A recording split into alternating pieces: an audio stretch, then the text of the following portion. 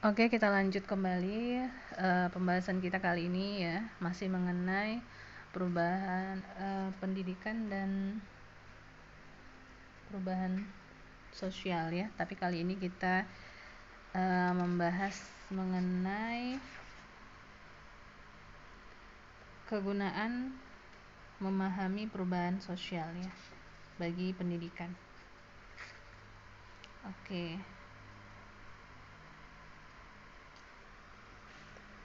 Oke, banyaknya perubahan sosial yang terjadi di masyarakat ya, tentu saja ini berdampak bagi jalannya pendidikan ya.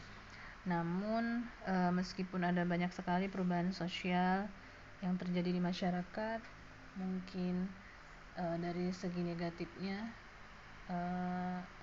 yang ada atau yang terjadi ya, ini menjadi sebuah catatan penting buat pendidikan kita, terutama pendidikan Islam ya, untuk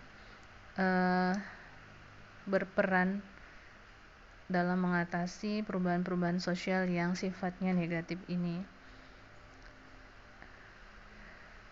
Tentu saja harapan kita ya, pendidikan yang akan dipilih masyarakat adalah pendidikan yang dapat mengembangkan kualitas dirinya ya, sesuai dengan perkembangan masyarakat. Kemudian Amalik Fajar mengatakan ya, bahwa dalam tataran normatif filosofis hingga kini persoalan pendidikan Islam itu masih berkutat pada perdebatan semantik ya.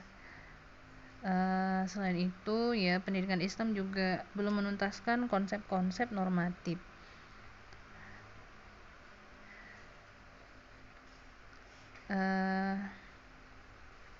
Padahal ya, sebaiknya yang menjadi sorotan kita saat ini adalah hal-hal selain hal yang tadi yang sudah kita sebutkan di atas ya.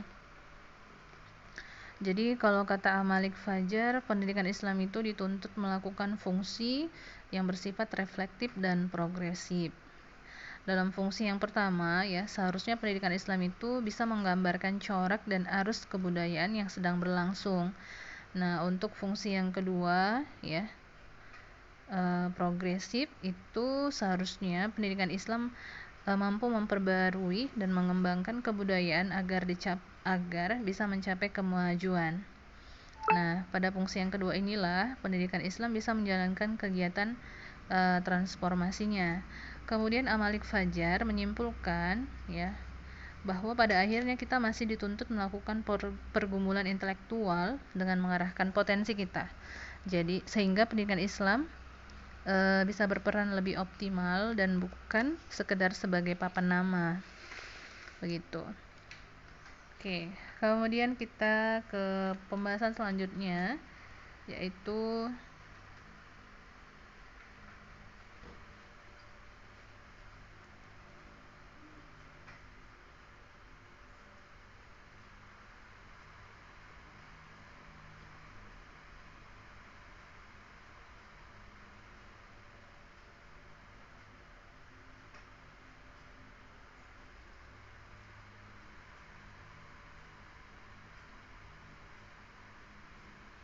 mengenai petunjuk Islam dalam menghadapi perubahan sosial. Nah, kalau kita berbicara petunjuk Islam, berarti kita bicara tentang termasuk dalil-dalil di dalamnya ya, dalil-dalil dalam Al-Quran ataupun hadis yang berkaitan dengan bagaimana sikap kita dalam menghadapi perubahan sosial.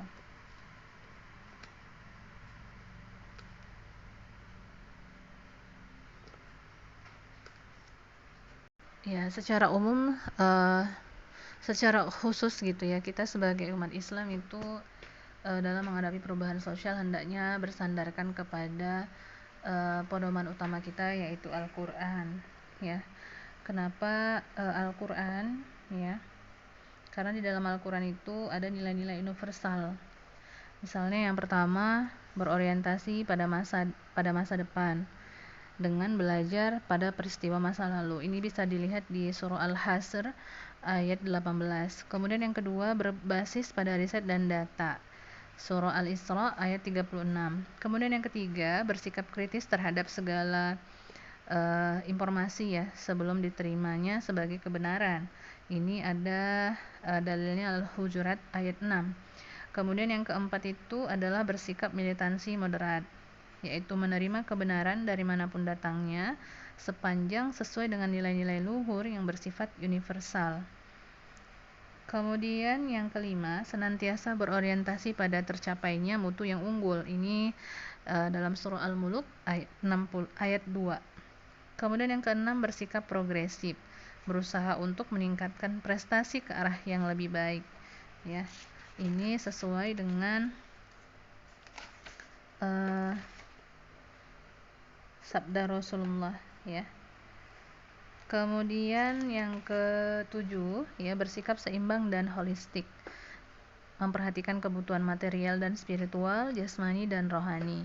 Surah Al-Baqarah ayat 201. Kedelapan, senantiasa belajar dan meningkatkan kemampuan.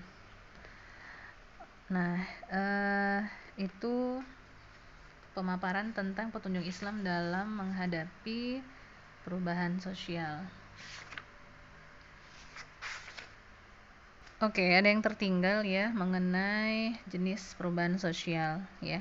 Ada dua macam perubahan sosial ya. Ini para ilmuwan sosial yang membaginya. Pertama adalah perubahan sosial evolusioner, kemudian yang kedua adalah perubahan sosial yang revolusioner. Perubahan sosial yang pertama ini merupakan perubahan yang terjadi secara perlahan-lahan ya dan kumulatif. Tapi kalau yang kedua ini perubahan yang terjadi begitu cepat tanpa diprediksi sebelumnya. Nah, kalau untuk perubahan sosial dalam bidang pendidikan itu bisa mengambil dua jenis ini. Tapi jenis yang pertama itu lebih dominan. Jadi bisa disimpulkan ya, perubahan sosial dalam bidang pendidikan itu adalah perubahan dari satu keadaan masyarakat kepada keadaan masyarakat yang lain yang terjadi karena berbagai faktor ya, sebagaimana yang sebelumnya sudah kita jelaskan ya. Baik, itu saja untuk materi kita kali ini, karena beberapa pada pertemuan yang lalu sudah kita bahas ya. Sampai ketemu di materi berikutnya. Assalamualaikum warahmatullahi wabarakatuh.